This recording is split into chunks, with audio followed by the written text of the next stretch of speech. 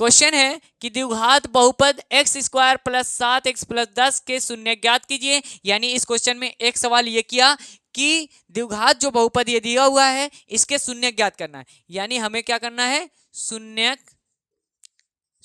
ज्ञात करना है, शून्य निकालना है। क्वेश्चन मार्क मैंने लगा दिया, यानी शून्य निकालना है।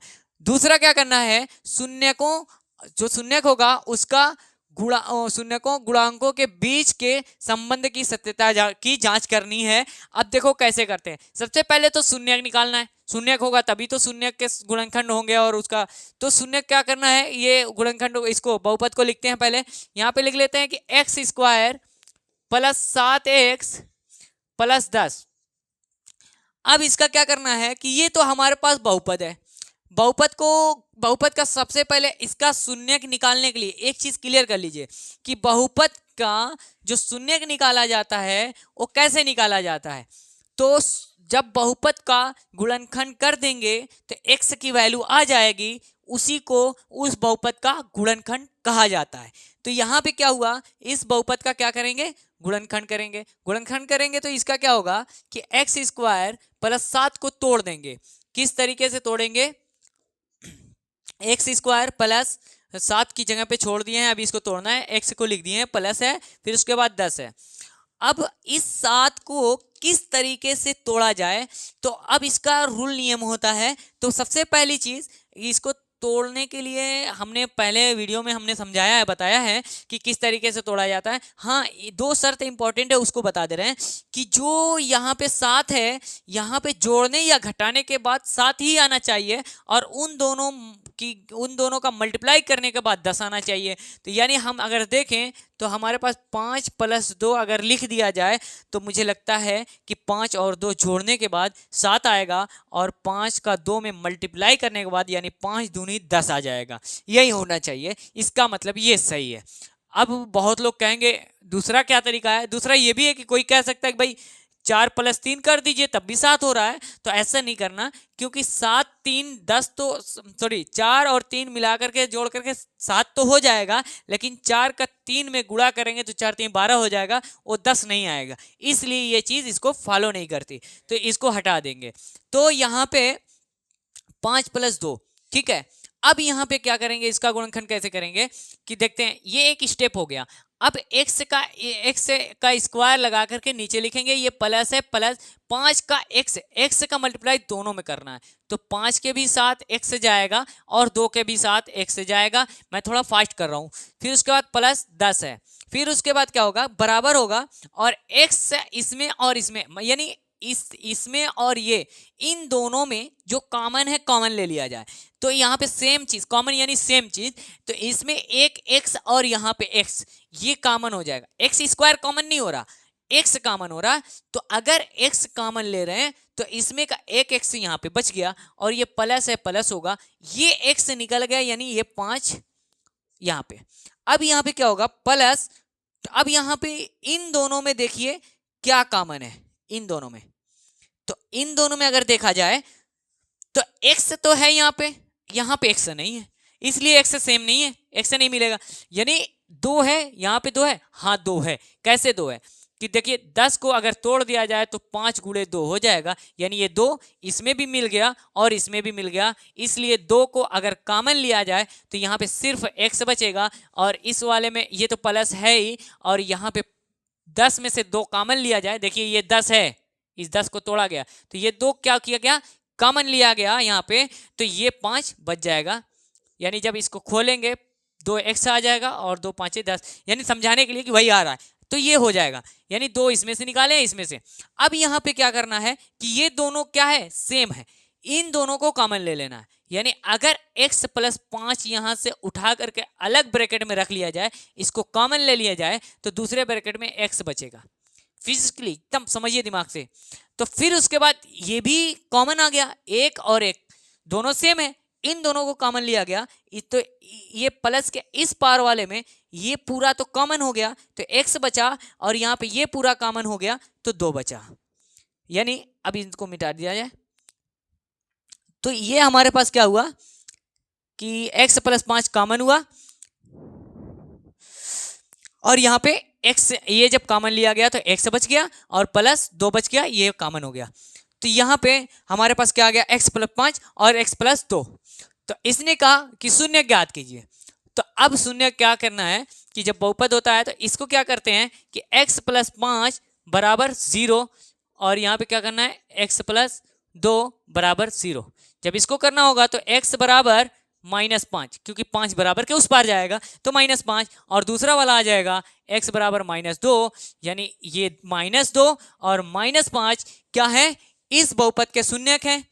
कैसे पता लगा, इसका गुणनखंड करने के बाद। इसका मतलब ये बात क्लियर है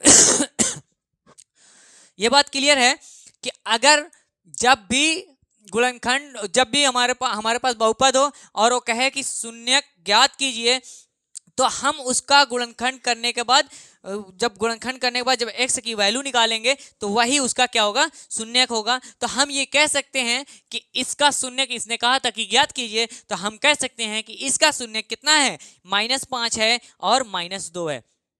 शून्यक शून्यक शून्यक कितना है, -5 और -2, ये शून्यक है। तो यहाँ पे एक तो हमारे पास हो गया कि शून्यक ज्ञात करना था, शून्य क्या आ गया। दूसरी चीज क्या करनी है कि शून्यकों का ध्यान दीजिएगा कि शून्यकों का, इन शून्यकों, दोनों शून्यकों का तथा गुणांकों के बीच के संबंध की। तो गुणांकों कौन होता है, गुणांकों मतलब ये और ये गुणांक हैं किसके, देखिए 7 का जो है गुणांक जो है 7, x का गुणांक 7 है और x स्क्वायर का गुणांक 1 है, ठीक है। ये इसकी जांच करनी है कैसे। अब यहाँ पे क्या करेंगे, शून्यकों का गुणनखंड। तो गुणनखंड जो है शून्यकों का, उससे पहले हम जान लेते हैं क्या कि अल्फा प्लस बीटा का फार्मूला होता है क्या, -b/a, और यानी अल्फा और बीटा को जब जोड़ा जाए तो क्या होता है, -b/a, और अल्फा इंटू बीटा का फार्मूला होता है c/a। यानी ये हुआ कि मैं बहुत डीपली नहीं जा रहा हूं क्योंकि पूरा कोर्स भी देखना है। तो यहाँ पे क्या हुआ कि अल्फा गुणे बीटा बराबर c/a, ये फार्मूला, और अल्फा प्लस बीटा बराबर -b/a, ये फार्मूला। ये कैसे है, तो मैं कहूँ कि एक स्टैंडर्ड बहुपद होता है, जैसे मैं लिख दूं कि ax², अच्छा ऐसे मत समझिए, अच्छा अभी से समझ में आ जाएगा, abx + c। अब ये क्या है, इसकी एक चीज और लिख लेते हैं, यहाँ पे लिखा जाए तो समझ में आएगा, x² + bx + c।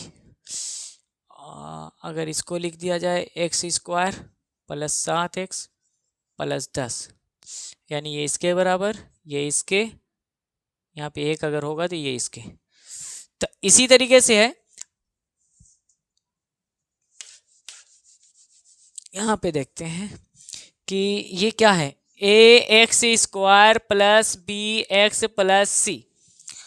तो -b कौन है भाई, पहचान भी तो होनी चाहिए कि -b कौन है या a कौन है। तो ये क्या है कि अगर ये शून्यक है, अल्फा और बीटा एग्जाम्पल के तौर पे ये शून्यक है, तो अल्फा प्लस बीटा बराबर -b/a फार्मूला है। तो ऐसे फार्मूला अगर दिया हुआ है तो हम क्या कैसे जानेंगे, तो देखिए -b कौन है, सबसे पहले तो a कौन है, a x² का गुणांक है, यानी हम कह सकते हैं कि x² का गुणांक किसको कहते हैं, यानी x² के बगल में a है ना, तो ये इसका गुणांक है, यानी x का गुणांक क्या है, b है, यानी x b के मतलब x के गुणे में कौन है, b है, उसके मल्टीप्लाई में। ऐसे ही अगर कहा जाए यहाँ पे इस बहुपद में x का गुणांक कौन है, तो कहा जाएगा 7 है। तो ऐसे ही यहाँ पे क्या है, इस b को हम कह सकते हैं क्या है, ये b कौन है, x का गुणांक है,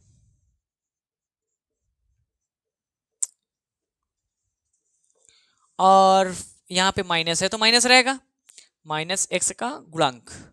और जो ए है, ए एक्स स्क्वायर का गुणांक है।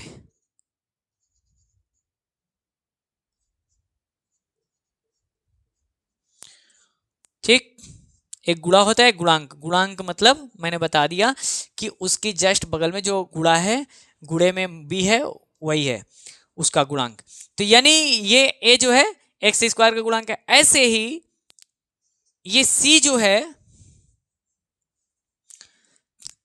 सी एक कांस्टेंट वैल्यू है, सी एक कांस्टेंट वैल्यू है जो अचर पद है। कांस्टेंट वैल्यू मतलब ये कि यहाँ पे जो होता है, जैसे कोई भी आप बहुपद देखिएगा, कांस्टेंट वैल्यू या अचर पद का मतलब ये हुआ कि आप कहीं पे भी देखिएगा तो जो लास्ट का होता है ना, 10 होता है, 20 होता है, मतलब वैल्यू होती है, इसमें एक्स वगैरह नहीं होता है। ठीक है, तो इसलिए ये कांस्टेंट वैल्यू है, तो ये हम कह सकते हैं कि अचर पद, और ये ए जो है, ए किसका है, ए यहां से देख लो एक्स स्क्वायर का गुणांक। ज्यादा बहुत परेशान होने की जरूरत नहीं है दोस्तों, बस मैं इतना बता रहा हूं कि एक फार्मूला ये जान लीजिए कि हमारा कि होता है ए अल्फा प्लस बीटा बराबर माइनस बी बटे में ए, और दूसरा होता है अल्फा का अगर बीटा में गुणा कर दिया जाए, यानी शून्यकों का गुणा कर दिया जाए तो सी बटे में ए होता है। अब सी बटे में ए और बी बटे में ए, तो मैं ये कह रहा हूं कि अगर ये बी बटे में ए प्लस में होता है तो ये अगर याद न हो तो आप इतना भी समझ सकते हैं कि अगर शून्यकों का जोड़ किया जाए, यानी अल्फा और प्लस बीटा किया जाए, अल्फा प्लस बीटा हो, तो हम ये कह सकते हैं कि बी ऐसे लिख करके कहेंगे कि माइनस बी बटे में ए होगा, और दूसरा वाला अगर अल्फा इंटू बीटा किया जाए, अल्फा गुणे बीटा किया जाए ये वाला, तो हम कहेंगे लास्ट वाले के बटे में ए होगा। यानी दोनों के बटे में ए है, इस ये तो क्लियर है, और पहला वाला माइनस बी है, दूसरा सी बाई है। तो एक चीज लास्ट में ये याद रख लीजिए कि अल्फा प्लस बीटा बराबर माइनस बी बाई ए, और अल्फा इंटू बीटा बराबर सी बटे में ए। तो हम ये जांच करने जा रहे थे, क्या हम जांच करेंगे कि शून्यकों और उसके गुणांकों की। तो अब देखते हैं जांच कैसे करते हैं, ये कंफ्यूजन बना रहता है। तो जांच कैसे करते हैं, तो जांच ऐसे करेंगे कि हमारे पास शून्य क्या है, -5 है और -2 है, और हम फार्मूला हमने क्या देखा कि अल्फा प्लस बीटा बराबर क्या है, फार्मूला है तो अल्फा प्लस बीटा बराबर क्या है, अल्फा की जगह हमारे पास अल्फा के बराबर क्या आ गया, -5 आ गया, और बीटा के बराबर आ गया -2। क्यों, क्योंकि यही एक एक्स से बराबर -5 आया है और दूसरा वाला -2 आया है एक्स के बराबर, तो पहला अल्फा मान लेते हैं, दूसरा बीटा मान लेते हैं। तो यहाँ पे हम देखेंगे अगर तो अल्फा प्लस बीटा, तो अल्फा का कितना है, पहला वाला अल्फा मानते हैं तो -5 है, ये -5, और यहाँ पे प्लस है, प्लस लगा दो, फिर बीटा का क्या है, -2 है। अब इसको जब हम बाहर निकालेंगे तो हम यही कहेंगे कि -5 और ये माइनस प्लस का गुणा होगा तो -2 हो जाएगा, और जब -2 और -5 को जोड़ा जाएगा तो यही कहा जाएगा कि -5 2 7, मतलब -7 हो गया। तो अब यहाँ पे -7 है, इसके बटे में 1 आप ले सकते हैं, कहीं भी हो ना हो, ठीक है, क्योंकि इसकी सत्यता जांच करनी है ना, सत्यता की जांच करनी है। इसने कहा है कि शून्यकों के गुणांकों के बीच के संबंध की सत्यता की जांच कीजिए। तो अल्फा प्लस बीटा यानी शून्यकों को जोड़ दिया गया, जोड़ने के बाद -7 बटे में 1 आया, तो हमने देखा कि -7 आया हुआ है जो, और हम जानते हैं क्या है, फार्मूला क्या होता है, -b/a। तो ऑलरेडी यहाँ पे माइनस है, ये तो माइनस है, और यहाँ पे होता है -b/a।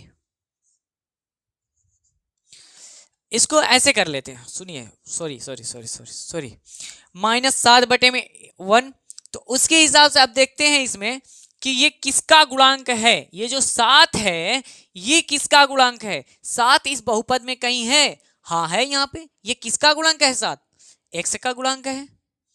तो हम ये जो माइनस है ये यहीं पे है, ये रहेगा ऑलरेडी, और जो 7 होगा इस 7 की जगह पे क्या होगा, x का गुणांक लिख दिया जाएगा, लिखा जाएगा x का गुणांक, x का गुणांक, और बटे में क्या है 1 कहीं है, हाँ यहाँ पे 1 है, तो एक्स स्क्वायर का गुणांक।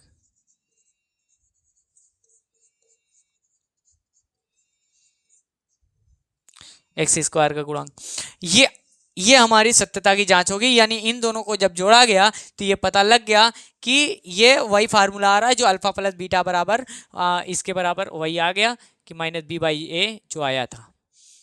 अब दूसरी चीज इसी में फिर मैच कराते हैं, देख लेते हैं alpha into beta. Alpha into beta यानी -5 और गुणे -2, और जब इन दोनों को गुणा किया जाएगा तो माइनस माइनस क्या हो जाएगा, प्लस हो जाएगा, और 5 दूनी 10 हो जाएगा, और अगर 10 है तो इसके बटे में 1 मान सकते हैं, वो होता ही होता है। तो अब हम देखेंगे कि ये 10 कहाँ पे है इस बहुपद में, तो 10 कहाँ पे, लास्ट में, जो अचर पद है, जो हम कह सकते हैं अचर पद,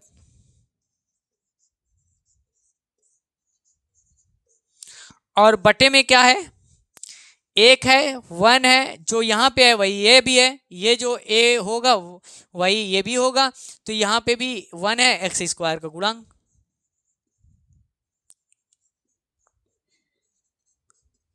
यानी हमने जो लिखा था कि अल्फा प्लस बीटा बराबर माइनस बी बाई ए, और उसी हिसाब से आप देख रहे हैं कि ये बी एक्स का गुणांक था, ए जो था वो एक्स स्क्वायर का गुणांक था, उसी तरीके से यहाँ पे भी आ गया कि सी बटे में ए, यानी ए एक्स स्क्वायर का गुणांक और सी अचर।